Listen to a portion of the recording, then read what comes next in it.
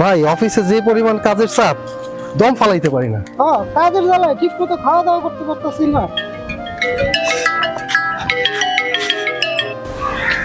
আসসালামু আলাইকুম আব্বা, কেমন আছেন? আর তাই নাকি, আপনি আমার বাসায় আছেন? আচ্ছা ঠিক আছে, এই যে আমি আর কামাল ভাই আসতেছি, আমার রুমমেট।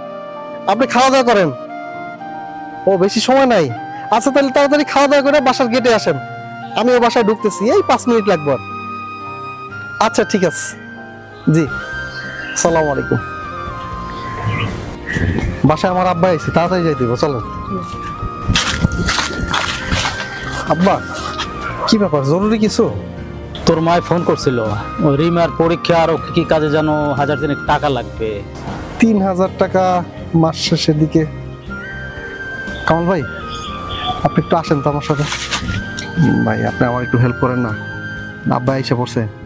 3000 টাকা আমার এই কয়দিনের জন্য ধার দেন, বেতন পাই আমি আপনাকে দিয়ে দেবো।